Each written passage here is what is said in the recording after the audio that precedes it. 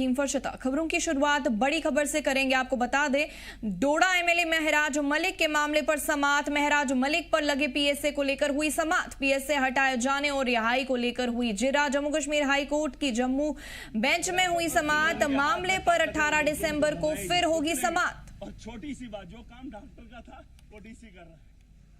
Shift करना था एक घर से दूसरे घर, उसमें डीसी की इन्वॉल्वमेंट। और जिस जगह मैं बैठा हूँ वहां पे लिखा है सीएम वो रेजिडेंस। बड़ी खबर से आपको आगाह कर रहे हैं। डोडा एमएलए महराज मलिक के मामले पर समाअत। महराज मलिक पर लगे पीएसए को लेकर हुई समाअत। पीएसए हटाए जाने और रिहाई को लेकर हुई जिरा। जम्मू कश्मीर हाई कोर्ट की जम्मू बेंच में हुई समाअत। मामले पर 18 दिसंबर को फिर होगी समाअत।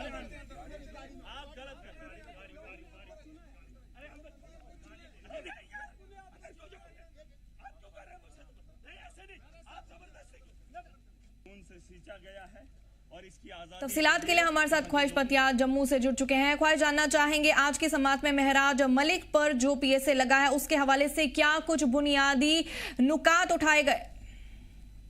देखिए, जिन आम आदमी पार्टी के लोगों से हमारी बात हुई, उन्होंने ये कहा कि कोर्ट में जो है, जो डोजियर में जो केस जो उसमें जिक्र किया गया है, उनके ऊपर जो है फिलहाल अभी जो है दलीलें चल रही हैं, बातचीत चल रही है। और अब जो अगली जो डेट है वो 18 दिसंबर है। तो साफ तौर पर कहीं ना कहीं माना जा रहा है कि वो फाइनल हियरिंग हो सकती है और उसके बाद महराज मलिक की बेल को लेकर जो है वो चीजें क्लियर हो सकती हैं कि उनको बेल मिल रही है कि नहीं मिल रही है। काफी वक्त हो गया है महराज मलिक को पीएसए के अंदर डिटेन किए हुए, और पब्लिक रिप्रेजेंटेटिव हैं और डोडा के विधायक हैं। तो ऐसे में उनकी कॉन्स्टिट्यूंसी के लोग बड़े सफर भी कर रहे हैं और लगातार आम आदमी पार्टी और उनकी लीगल सेल जो है वो कोशिशें कर रही है कि महराज मलिक को जल्द से जल्द जो है वो जेल से बाहर लाया जाए और फिर पीएसए जो है वो हटाया जा सके। तो कोशिशों में लगे हुए हैं। आज की हियरिंग भी थी और तमाम जो दलीलें हैं, वो जो केस जितने भी उनके ऊपर चल रहे थे, जो अब लगाए गए थे एडमिनिस्ट्रेशन या सिक्योरिटी एजेंसी द्वारा, उनके ऊपर जो है अभी फिलहाल जो बातचीत चल रही है और अभी अपनी दलीलें जो है वो दी जा रही हैं और माना यह जा रहा है कि अब इसको लेकर जल्द जो है कंक्लूजन निकल सकता है और नेक्स्ट हियरिंग में बेल का रास्ता साफ हो सकता है कि बेल मिलेगी कि नहीं मिलेगी। लेकिन ज्यादातर आसार, जिस तरह से आम आदमी पार्टी की जो पार्टी से जुड़े हुए लोगों से हमारी बात हुई है, उन्होंने साफ तौर पर ये कहा है, हमें पॉजिटिव साइंस नजर आ रहे हैं कि जल्द महराज मलिक जो है वो बाहर आ सकते हैं और यकीनन और हम उस प्रोसेस में आगे बढ़ भी रहे हैं। जी, उनकी पार्टी ने पीएसए हटाने के लिए क्या कुछ दलाइल पेश की है? ख्वाहिश ये जानना चाहते हैं। देखिए, उनकी पार्टी शुरू से ही कह रही है कि इनकी गिरफ्तारी जो पीएसए के तहत की गई है वो ये सब उनके ऊपर पीएसए लगता ही नहीं है, क्योंकि चाहे वो हॉस्पिटल में जाकर के वहाँ के लूप को दिखाना हो या फिर जो एडमिनिस्ट्रेशन में जो गड़बड़ियां होती हैं उनको एक्सपोज करना हो, तो ये चीजें वो पब्लिक के लिए करते रहे हैं। पब्लिक को जहाँ पे कहीं ना कहीं नुकसान होता रहा है या फिर उनके लिए जो स्कीम चलाई जाती हैं उनमें गड़बड़ी या फिर लापरवाही की जाती है, तो उन चीजों को उन्होंने एक्सपोज किया है, जबकि उन्होंने कोई क्राइम नहीं किया। तो ऐसे में इन चीजों को लेकर जो मामले दर्ज हुए हैं, ये कहीं ना कहीं इनके आधार जो है वो उस तरह वैसे नहीं है कि पीएसए लगे। तो ओवरऑल इस चीज को लेकर उन्होंने ये भी कहा कि साजिश उनके खिलाफ की गई और एक साजिश के तहत उनको जो है वो जेल में डाला गया है, क्योंकि वो जिस तरह से आवाज बुलंद कर रहे थे और खास तौर पे वो लोगों की बात रखते थे। और बड़ी बात यह है कि वो बीजेपी के खिलाफ जम करके बोलते थे और उन्होंने कई दफा हमने देखा भी कि उनकी हाथापाई तक हुई बीजेपी के विधायकों के साथ। तो ऐसे में कहीं ना कहीं पहले से ही आसार लग रहे थे कि इन पर कोई कार्रवाई हो सकती है। तो जब पीएसए के अंदर तो हुकूमत ने क्या कुछ बताया है पीएसए को बरकरार रखने के लिए? हुकूमत की तरफ से क्या कुछ बयान सामने आ रहा है? देखिए, उसमें से यही कहा गया है, कोर्ट में दलीलें दी गई है कि जो महराज मलिक है, इनकी कुछ ऐसी स्टेटमेंट्स हैं जिसमें लोग जो है वो सड़कों पे आ सकते हैं, लोगों को भड़काने का काम। हमारे साथ तफसीलात के लिए अमित कपूर, पार्टी के लीडर, जुड़ चुके हैं। जानना चाहेंगे, पहले आपका बहुत बहुत इस्तकबाल हमारी चैनल जी जम्मू कश्मीर लद्दाख में। अमित साहब, जानना चाहेंगे कि आज महराज मलिक पर जो पीएसए लगा है उसको लेकर समाअत हुई है, क्या कुछ मुद्दे उठे वहां पर, क्या कुछ कहा गया आपकी पार्टी की तरफ से, ये जानना चाहते हैं। देखिए मैम, बहुत बहुत शुक्रिया आपका। पहले तो आर्ग्यूमेंट जो कंटिन्यू थे, आज कंटिन्यू चले आर्ग्यूमेंट, और आर्ग्यूमेंट में यही सारी ग्राउंड बताई गई एफआईआर्स की हमारे वकील साहब के द्वारा। तो आर्ग्यूमेंट्स में यही बताया गया कि जितनी भी एफआईआर्स लगी है बीच में विड्रा हो चुकी है, और बीच में जो एफआईआर लगाई गई है वो उनके छोटे मोटे एक सरकारी काम में दखलंदाजी, पब्लिक के लिए बोलना, तो ये कोई मतलब कि एक रिप्रेजेंट जो महराज मलिक साहब हैं, एमएलए हैं, वो तो पब्लिक के लिए बोलेंगे ही बोलेंगे। तो ग्राउंड अगर देखा जाए तो ग्राउंड वो चीज पेश मतलब हमारे वकीलों ने अच्छा पेश किया, और जस्टिस साहब भी बड़े ध्यान से सुन रहे थे इस चीज को, तो हमें उम्मीद है जस्टिस साहब ने फाइनल कर दिया कि लास्ट हियरिंग जो 18 की रहेगी वो उसमें फाइनल कोई ना कोई डिसीजन जो है वो जरूर आएगा। और हमें उम्मीद है कि ऑनरेबल जस्टिस ऑनरेबल हाईकोर्ट पे हमें पूरा विश्वास है कि जो 18 तारीख को जो हमारी हियरिंग है वो फाइनल होगी ही होगी। आप भी कोर्ट में आज मौजूद थे जब ये समाप्त हुई थी, तो क्या कुछ वहां पे बोला गया, कोर्ट की तरफ से क्या कुछ बोला गया, आपने क्या कुछ दलाइल वहां पे रखी, प्लीज तफसीलन हमारे नाजरीन को बता दीजिए। देखिए 18 एफआईआर थी, एफआईआर की डिटेल बताई गई, फिर पब्लिक ऑर्डर्स बताए गए और फिर ग्राउंड बताई गई पूरी हमारे वकील साहब के द्वारा। उन्होंने बताया कि ये जो पीएसए है, पब्लिक सेफ्टी एक्ट जो है वो पब्लिक की सेफ्टी के लिए लगाया जाता है। जब पब्लिक ही महराज मलिक साहब के साथ है तो पीएसए बनता ही नहीं है। तो जस्टिस साहब ने भी ये बात कही कि नेक्स्ट हियरिंग में 18 तारीख को जो आपकी टाइम काफी हो गया था, 1 बज गया था, लंच ब्रेक का टाइम हो गया था, तो उन्होंने कहा कि आगे बाकी भी केसेस हैं, तो आपके जो आर्ग्यूमेंट जो 10 मिनट के और बचे हैं या कुछ भी बचे हैं तो वो आप नेक्स्ट हियरिंग 18 तारीख को होगी, तो उसमें फाइनल डिसीजन जो है वो होगा। तो क्या कुछ उम्मीद है आपको अमित साहब कोर्ट से, क्या वो आपकी मांगे सुनेंगी? क्या आपको लगता है अगला जो फैसला होगा वो महराज मलिक के हक के हिसाब से होगा? देखिए जम्मू कश्मीर की सरकारों पे जाए तो कोई उम्मीद नहीं, अगर जम्मू कश्मीर के ऑनरेबल कोर्ट पे हमें पूरा विश्वास है और ऑनरेबल कोर्ट का जो फैसला होगा वो हमारे हक में ही होगा, क्योंकि महराज मलिक साहब के साथ पूरी जम्मू कश्मीर की आवाम है, जम्मू कश्मीर की आवाम की दुआएं हैं, माँ बाप की दुआएं हैं, उनके बच्चों जो 4 बच्चे हैं उनकी दुआएं हैं, और सबसे बड़ी बात जम्मू कश्मीर की जनता उनके साथ है। और महराज मलिक साहब लोगों की आवाज उठाते थे और लोगों की आवाज उठाने वाले को आप डिटेन कर सकते हो लेकिन ज्यादा देर उसको अंदर नहीं रख सकते। तो मेरे हिसाब से जो ग्राउंड जो हमारे वकील साहब ने बताई है वहां पे जो ऑनरेबल कोर्ट में, तो वो हमें विश्वास है कि 18 तारीख को महराज मलिक साहब रिलीज होंगे। जी, आपका बहुत बहुत शुक्रिया अमित साहब हमारे साथ जुड़ने के लिए, अपना कीमती वक्त हमको देने के लिए। बढ़ते हैं अगली खबर की ओर। नाजरीन आपको बता दे बड़ी खबर, जम्मू में राष्ट्रीय बजरंग दल ने सीएम उमर अब्दुल्ला का पुतला फूंका। वहीं श्री माता वैष्णो देवी श्राइन बोर्ड के खिलाफ भी एहतजाज किया गया है। राष्ट्रीय बजरंग दल के जम्मू और कश्मीर सदर राकेश बजरंगी ने कहा कि जिस तरह से Shri Mata Vaishno Devi medical college seat का तनाजा बना है और इसको लेकर खूब सियासत हो रही है, वहीं सीएम का बयान साफ तौर पर जम्मू के खिलाफ नजर आ रहा है और वो इस पूरी सूरत हाल में सियासत करते हुए नजर आ रहे हैं। वहीं उन्होंने कहा कि श्राइन बोर्ड जिस जगह पर मेडिकल कॉलेज है वहां गुरुकुल बना दे, सिर्फ एक ही नहीं बल्कि जम्मू में कई अलग अलग जगह गुरुकुल बनाए जाए। उन्होंने ये भी कहा कि श्राइन बोर्ड के लोगों को इस्तीफा दे देना चाहिए जिन्होंने इस तनाजे को जन्म देने का काम किया। प्रदर्शन हमारा जो ये हुआ है ये श्राइन बोर्ड के खिलाफ है और उमर अब्दुल्ला के खिलाफ है। जिस प्रकार की स्टेटमेंट उमर अब्दुल्ला लगातार दे रहे हैं इस मुद्दे को लेकर, वो हिंदू मुस्लिम कर रहे हैं, वो हमारे ऊपर इल्जाम लगा रहे हैं कि हम हिंदू मुस्लिम कर रहे हैं। भाई हमारी एक भी स्टेटमेंट बताइए जो हमने मुस्लिम कम्युनिटी के खिलाफ बोली हो या उन बच्चों के खिलाफ बोली हो। हमने केवल अपने हक की बात की, अपने पैसे की बात की कि हमारा पैसा है, हमारी बिल्डिंग है, हमारा संस्थान है, ये हक हमारे बच्चों का है, हम अपने बच्चों का हक मांग रहे हैं। हमने कभी भी उन 42 बच्चों के ऊपर जो है कोई टिप्पणी नहीं की। उन बच्चों के लिए ये कहा कि उनको किसी और कॉलेज के अंदर स्थानांतरित किया जाए और यहाँ पर हिंदू बच्चों को जो है वो जगह दी जाए, क्योंकि पैसा हमारा, संस्थान हमारा। लेकिन उमर अब्दुल्ला साहब जिस प्रकार की उनकी स्टेटमेंट है, हमें लगा नहीं कि वो जम्मू कश्मीर के मुख्यमंत्री हैं, वो तो कोई धर्मगुरु लग रहे हैं।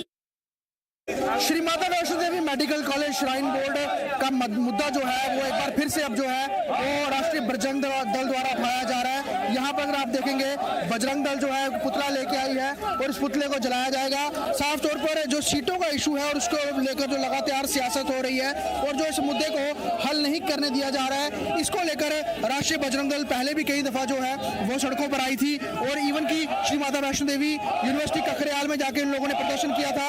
एक बार फिर जो है अब ये सड़कों पर है और साफ तौर पर यहाँ पर जम्मू कश्मीर के मुख्यमंत्री उमर अब्दुल्ला का पुतला आज जलाने जा रही है राष्ट्रीय बजरंग दल। इनका साफ तौर पे कहना है जो बयान जो है उमर अब्दुल्ला दे रहे हैं और इस श्राइन बोर्ड मेडिकल कॉलेज के जो मुद्दे को भड़काने की कोशिश कर रहे हैं, तो इसको लेकर साफ तौर पर कहीं ना कहीं सियासत की जा रही है और खितों को जो है वो डिवाइड करने की कोशिश की जा रही है। ऐसे में साफ तौर पर यह चीज बिल्कुल बर्दाश्त नहीं होगी और गुस्सा जो है साफ तौर पर यहाँ पर नजर आ रहा है। और श्राइन बोर्ड के यहाँ को श्राइन बोर्ड मुद्दे को लेकर यहाँ पर उमर अब्दुल्ला के खिलाफ और नेशनल कॉन्फ्रेंस के खिलाफ यहाँ पर जो है राष्ट्रीय बजरंग दल आज जम्मू में जोरदार प्रदर्शन करती हुई नजर आ रही है। जी जम्मू कश्मीर लद्दाख के लिए जम्मू से ख्वाहिश पटियाल की रिपोर्ट। जम्मू और कश्मीर के सीएम उमर अब्दुल्ला ने श्रीनगर में आज एसआरओ स्कीम के तहत नौजवानों में नौकरी लेटर्स तकसीम किए। इस मौके पर मीडिया से बात करते हुए सीएम उमर अब्दुल्ला ने कहा कि जो लोग नौकरी के दौरान गुजर जाते हैं उनके परिवार में से किसी एक को नौकरी दी जाएगी ताकि परिवार बेसहारा ना रहे।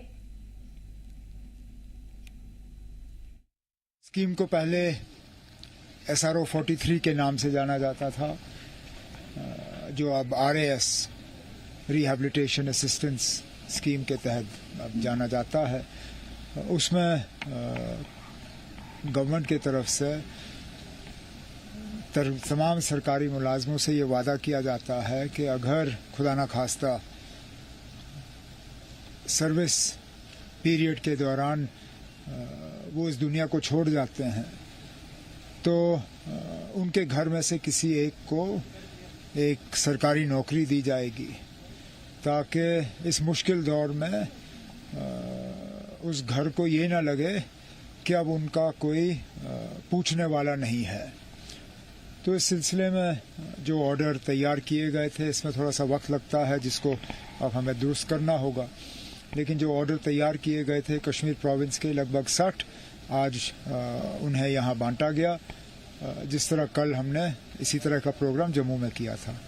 जिस स्कीम को पहले इस दौरान सीएम उमर ने राजभवन का नाम लोक भवन किए जाने पर अपने रद्द अमल का इजहार किया। उन्होंने कहा नाम जो भी रखना है रख दो, लोग मेरा काम देखना चाहेंगे, नाम को नहीं। पेश है रिपोर्ट।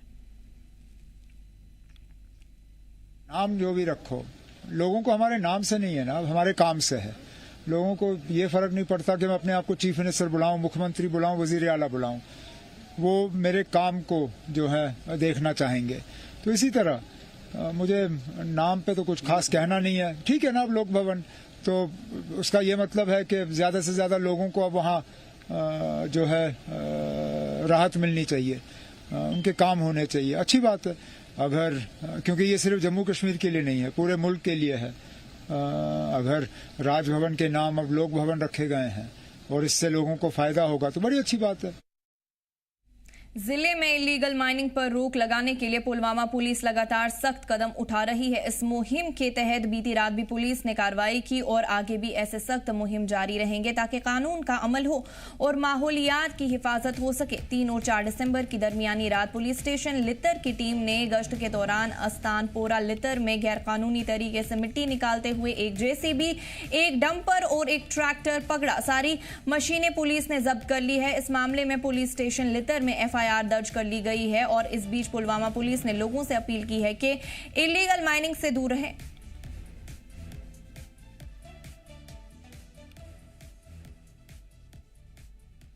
शुपैया के देवपोरा गांव में पहली बार अब लोगों को रेगुलर और साफ पीने का पानी मिल रहा है। ये सहूलियात जल जीवन मिशन के तहत बनी नई पाइपलाइन और स्टोरेज सिस्टम के पूरे होने के बाद शुरू हुई।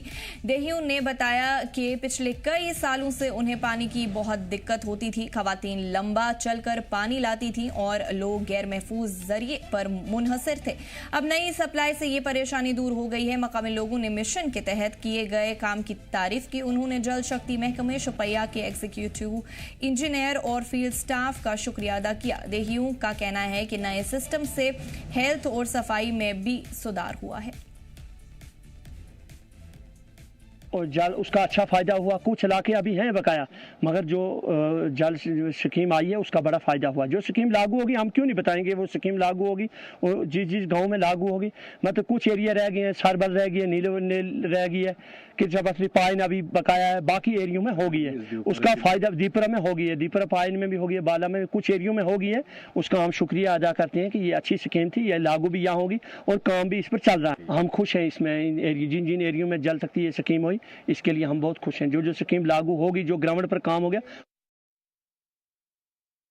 हम बहुत बहुत गवर्नमेंट के शुक्रगुजार है इस चीज़ पर कि जो जल शक्ति का ये स्कीम आई, ये हमारे एसटी लोगों के लिए या गाँव के लिए बहुत अच्छी आई।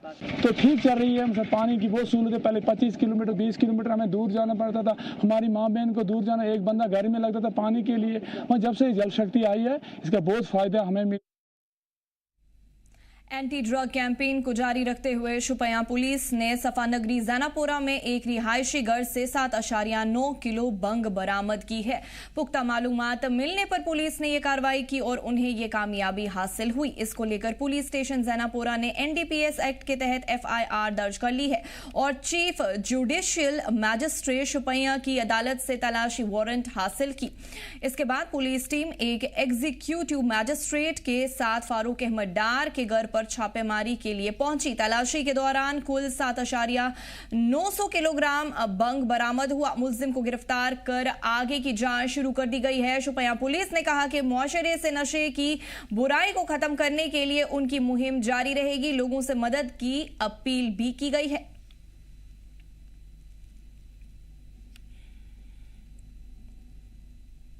पुलवामा में हॉर्टिकल्चर महकमे ने आज 65 एसटी किसानों को टूर के लिए जावोरा कैंपस भेजा। इस टूर के दौरान किसानों को एक दिन की ट्रेनिंग दी जाएगी। किसान नई बागवानी टेक्निक सीखेंगे और अपने खेती के तरीकों को और बेहतर बनाएंगे। Additional deputy collector doctor Mohammad Ashraf ने किसानों को हरी झंडी दिखाकर रवाना किया।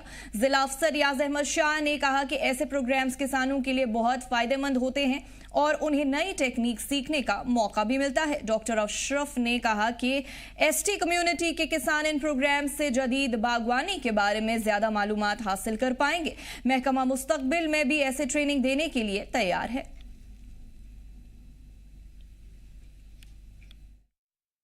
भी मालिकानी बागात को लिया, जो हमारे मालिकानी बागात हैं उनको हम अलग अलग जगह पे ले जाते हैं, विद इन स्टेट भी ले जाते हैं और स्टेट से बाहर भी ले जाते हैं। जहाँ भी कोई हमारी एक्टिविटी होती है साइंटिफिक लाइंस पे जो भी बागवानी के रिलेटेड होती है, उसको इनके ये भी अपने अंदर अडाप्ट करें, अपनी फील्ड्स में अडाप्ट। जो नई पैदावार बढ़ाने के लिए जो नए तकनीकी मसाइल हैं उनको कैसे ज़ेर गौर लाके अपनी पैदावार को बढ़ाया जाए और एक दूसरे के साथ मिलजुल कर काम करें ताकि मार्केट वगैरह की जानकारी भी हमारे किसानों को मिल जाए।